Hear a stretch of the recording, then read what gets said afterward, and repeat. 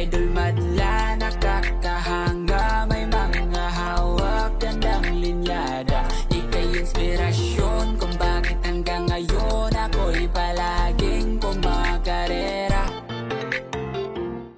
Nabudol points na naman tayo sa Shopee mga kalapatids. Ito, bumili na naman ako ng ganito. Hindi, nadali lang kasi natin to. May 500 ako na voucher eh. Galing eh. May libre tayo 500 pesos. Kaya ginawa ko sa 500 pesos.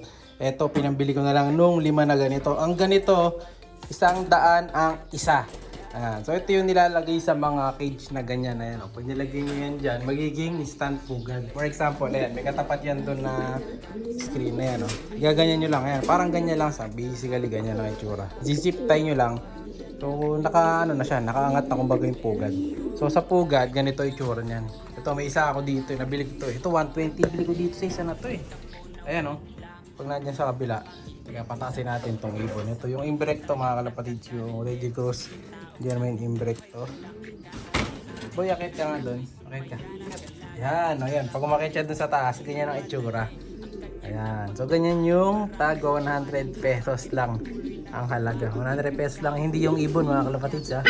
Yung lalagyan. Yung pangit dito kasi hindi siya pantay. Ayan, kita nyo, nakapababa siya. Kasi yung bakal na pahigad na yan, saka yung pahigad na to, hindi tapat. Ayun. O yun, sa example dito, ayan o, hindi sila nagtatapat. Ayan o. Diba? Hindi sila pantay. Pero kung pantay sana yan, papantay din to. No? So, hindi siya nagpantay ng todo, naging pababa tuloy ang itsura. So, hindi natin pwedeng ilagay tuloy sa cage na to. So, gagawin ko, dito na lang natin sa cage na to ilalagay. Ayan, ito lalagyan ko lahat ng cage na to. Nang ganun. Ito yung lumang cage. Ito yung pangit na cage eh. Yung binili natin, no? Yung pangit ng pagkakabili. Pero 8K din to, yung ganitong cage. Yung 8K din. Puro 8K lahat yan. 8.2 pa nga to eh. Yan, ito 8.2 na to. Bili ko pala dyan 8.2. Pero ito, inabot pa pala ng 8.5 to. Yung mga ganitong cage, mga kalapatids. Mas mahal pa to. Actually, pero mas pangit to. Maganda lang to. Pantay yung bakal niya. So, malalagyan natin ng pugad. So, 5 to. 1, 2, 3, 4, 5. So, 1, 2, 3, 4. Tapos yung isa siguro. Baka doon ko na lang ilagay. Pagtsagaan natin yung isa doon. No? Para pagbalanse. Tapos bumili rin ako ng ganito. Yung isa pa nating nabili. Eto, meron palang pellets na itim mga kalapatids. Ayan o. Black pellets. Iba-iba kulay ng pellets mga kalapatids yun. May pellets na. Ayan, may kulay integra. May orange. Tapos may itim. Iba-iba yun. Kanya-kanya pellets. Tapos may mga bilog-bilog pa. Ayan o. Tapos may green.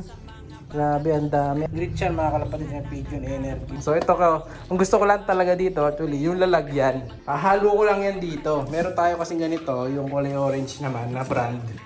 Ayan. Hindi rin sponsor to mga kalapatids. So ito, parehas lang sila daw ng ng gamit. Parehas lang silang grits na kumbaga multivitamins na grits. So, ilalagyan din ang maganda rito eh. Actually sa mga to, lalagyan lang talaga gusto ko dyan. Mahilig kasi kung bumili ng mga ganyan, yung mga maganda yung lalagyan. Ayan, naakit ako. Gusto ko gawing container ng feeds. O ayan siya, yung itsura nitong isa na to. Ayan naman no. Meron din siyang mga ganun. So may mga shell. Tapos may mga barley ba yun? May mga bilog-bilog din siya.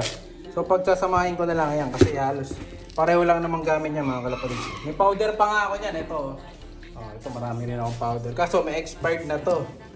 Ayan o. Ano ba dito? Ayan o. 11. So November. October na. Malapit ng ma-expire. So yung iba dito, pamimigay ko na lang sa mga tropa pits. Ayan. Ang dami pa nito. Kalapati rin to. Ganda rin yung lalagyan nito eh. Kaya gusto ko eh. Ganda na lalagyan. Alam nyo na kung anong brand yan, yung kulay orange. Yan. Diba, ang dami kong container dito. Ayan, kung ano-ano mga lalagyan ng gamit natin. Pero, ito yung pinakagusto kong lalagyan. Ito. Nabusog ka na, may lalagyan ka pa. Ayan. So, ito, paghahaluin na lang natin to. Pareho lang naman ang gamit yan eh. Iba lang ng brand. Kumbaga, ito kasi, magkano yung ganito? Yung ganito kalaki, 2.4. 2.4 yata, 2.4. 2.4 to. 2.450. Yung shipping fee, 200 kasi malayo, minsan 100 lang. Ito, yung ganito naman, nabili ko rin to ng 1,190 naman. So, halos pareho ng presyo lang. Ang laman nito, 10 kilo. Ito, ang laman nito, 5 kilo naman. Ayan. Pero maganda lalagyan ito. Ayan, kulay dilaw. O kaso, hindi bagay itong sukbitan niya. Masyado mabigat para sa kanya. Pero ito, mas heavy duty yung lalagyan. Ayan o, ganda diba? Stig. Kung gusto nyo ng mga Tupperware lang natin binili ko. Hindi ganito. Teka, pagaluin muna natin. Ayan, buhos na natin. This is the truth. Ayan, buhos na natin.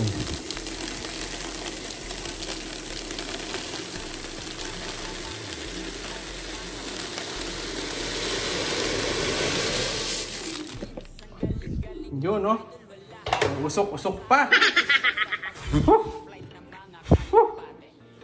Ayan. Oh, diba? Ayan yung mga pellets niya. Ang lalaki din ng mga pellets, mga kalapatid. So, parang may nakita na akong ganitong brand eh. Na ilalabas daw eh. No? So, letter B yung tatak nun. Ayan, no? So, halukain na lang natin yan sa ilalim para mahalo. Teka, mix ko munang mabuti ah. Yun, nahalo na natin maigi. Ayan, oh, linaw ng camera pagka may ilaw. Oh. Ayan, oh, ganda ng mix mga kalapatid. So, eto na yung worth na 225 na nakapangga dun sa worth na tagwa 12. Ayan, so bali ang laman nito nasa 7 kilo na. Ayan, yung laman nito. So ito na ibibigay na sa mga kalapate natin. Grits lang to. May bonus lang talaga ng mga pellets yan, mga bilog-bilog na ano. Ayan, may mga secret formulation. So ibigay na sa mga kalapate natin to. Lalo sa mga breeder, kailangan yan. Pero tagumpay, win-win ako kasi nga may bago tayong magandang lalagyan. Tingin gusto ko sa lahat yan. May lalagyan na ako ngayon ng mga feeds. Ayun, so pagtatakal ako ngayon ng feeds dito, rekta na dyan. Di ba? Nakakakuha tayo ng magandang lalagyan. Colorful pa. Ayun. Yung isang takal na ito, ayan. Dalawang scoop ang kapag pa. So, pupunuin natin to. Mimix ko na para tuwing umaga, di na ako mag-mix ng marami. Dito na kagad ako kukuha. Dito nga, may mga itlog pa ako dito. Ayan o. So, alam ko, 4 na tunay na itlog to. 6. Ayan o. So, kung may makakatsyempo, pwede natin pamigay ito, mga itlog na to. Meron diyang may itlog ng Hoopman, meron letter K. Meron din namang itlog nitong mga ex-machina bird, mga kalapatid. Pag may nakalagay dito na XM, itlog ng ex-machina bird yun. Hindi ito, letter K ito. XM yun eh. Nilagyan ko yun. Ito, ex-machina bird yan. Ayan. Ayan yung itlog. So hanggang ano lang to.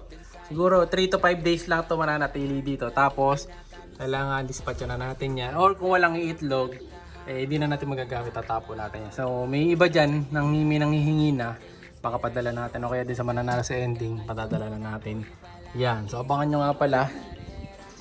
Next batch ng ending. Ito, susunod pa-ending ko rin itong off color na ito mga kalapatids. No? Baka gusto nyo ng indigo na off color. Ito magandang hento mga kalapatids. No? Off color na indigo. Kakaitlog lang din ito kanina. Hento, sure hen na. Ayan, ito sakto-sakto to. Baka gusto nyo. So abang-abangan nyo na to sa ending natin mga kalapatids. So ano to? Old line.